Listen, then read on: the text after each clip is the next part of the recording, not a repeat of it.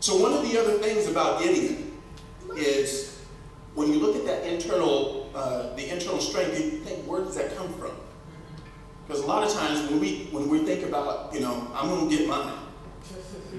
I'm going to take care of mine. I'm going to take care of my own, and that's it. Okay? Everybody else can, especially during hard times, we start turning inside. Okay? I have been dealing with a pensioner for 3 weeks. Been chiropractors, nothing helped. I've taken a leave, I've taken Advil, I've taken all that stuff, nothing helped. I've just in 24/7 been in constant pain. And let me tell you, when you're in pain, nobody else matters.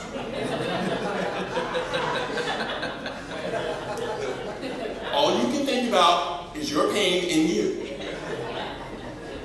Gideon was going through some level of pain because of all the stuff that was going on. But when the angel came and said, "The Lord is with you," his response was this: "If the Lord is with us." He didn't say, well, what about us? And I'm the least in my family. If the Lord's with me, then why am I the least in my family? And why am I born to Manasseh? He didn't go into all of that. He said, if the Lord is with us. He was not focused on himself. Even during all of that time, he was focused externally. He was looking at all of the tribes of Israel. He was looking at what other people were suffering and said, if God is with us, then why are they suffering? Why are they going through that? And let me tell you something, church. That's what this church is about. It's not about what we are going through. It's about what everything else is going through. That's why you're doing the HIV testing and all of the other things. That's why you're reaching out to the community. Because you're not concerned so much about yourself. You're concerned about what God is concerned about. And that's where that internal fortitude comes in.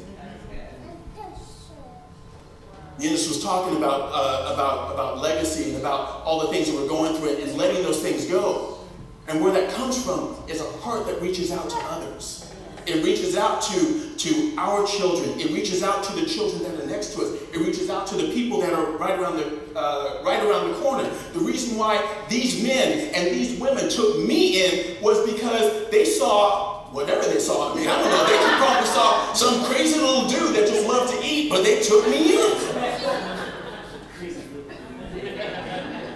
I was a little for a little bit. But they took me in. And they showed me love, and they showed me character, and they showed me direction. And I'd like to think that, in some respects, that paid off.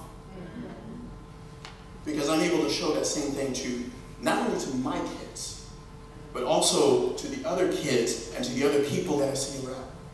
And it keeps going on and on and on. That's the character of this church. It is a loving church. It is a caring church. It is a giving church. And so when you're going through whatever you're going through, St. James, when you look at the last 50 years, hard times, yeah, sure, there have been hard times. But let me tell you, God has, in the same way that he had a call for Gideon, God is coming to St. James right now, and he's saying, St. James, you are a mighty church of valor. And I have something for you. Now, here's the other thing. This is kind of interesting. When you look at the story, go back and read it, and you'll see the kind of ironic sense of humor of God. It probably wasn't funny to them at the time, but when you look at it. So they're going through all of this stuff, right? They cry out to God. So God sends a prophet to them. And you're thinking, okay, the prophet's coming, he's going to declare something, and and things are going to be good now. The prophet says, yeah, you're right. You're going through some stuff. You didn't listen to God, and so here's where you are. I'm done. And he walks.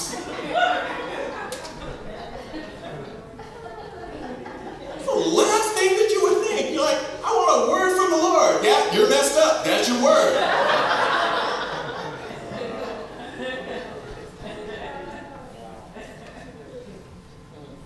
God brought brought that word by the prophet, but he brought deliverance in the quiet place, on the backside of the mountain. He called somebody who was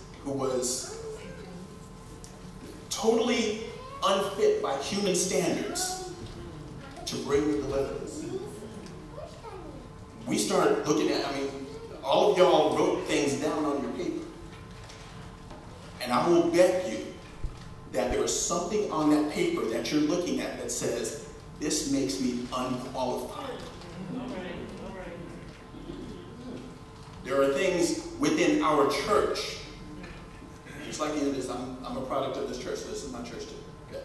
There are things in our church that we look at and say, this makes us unqualified. But God looks at something different. He doesn't look at the fact that you're the least, or that your family is the least, or that your tribe is the least. He's not looking at that. He's saying, this is what I'm calling you. And I love the way it puts it in the King James. He says, go in this your strength, and you will save Israel. Have not I sent thee? Where was his strength? It wasn't just in the fact that he was physically strong. It wasn't just in the fact that he had character. It wasn't just in the fact that he was able to reach out. His strength was in the fact that God was with him. St. James, God is with you. Pastor, God is with you. He said it a couple of times. As soon as he showed up, he says, hey, God is with you. And then he said it again. Your strength is in your proximity to the Lord. As you draw close to God, as you draw close to what God has for you, then you will find that strength rise up within you. And as any challenge comes your way, whatever that challenge is, that you will be able to press through that challenge and hear what God is saying, and he will give you what you need in order to accomplish that.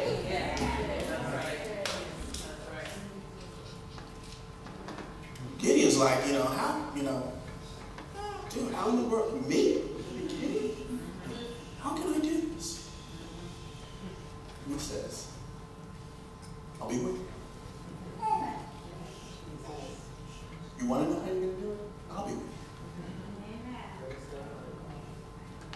So you don't need anything else. You don't need what anybody else has. You just need to know without a shadow of doubt that God is with you.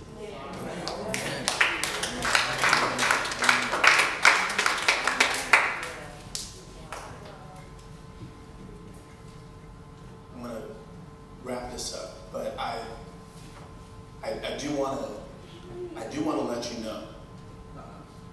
Pastor, we were talking earlier. It's like, okay, you're here, and other people have gone on. The calling of God on this church has always been a raising up in the church. How many people? And again, when I was coming up, I think I came here. I was like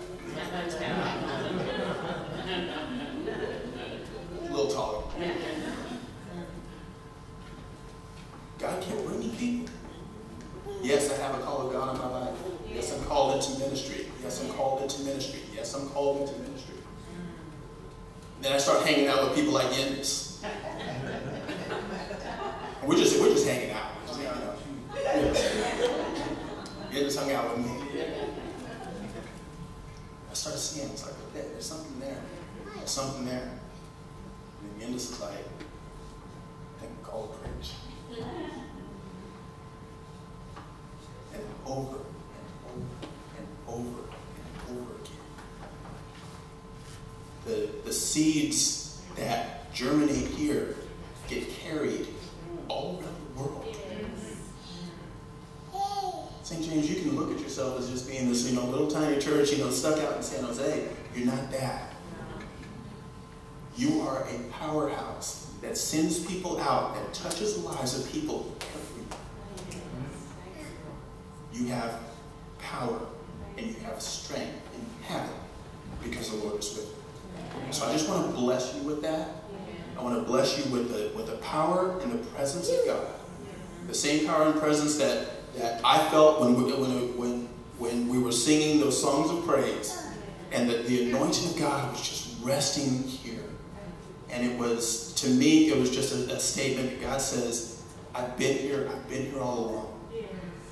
And I'm going to continue to be here. My presence and my purpose is here.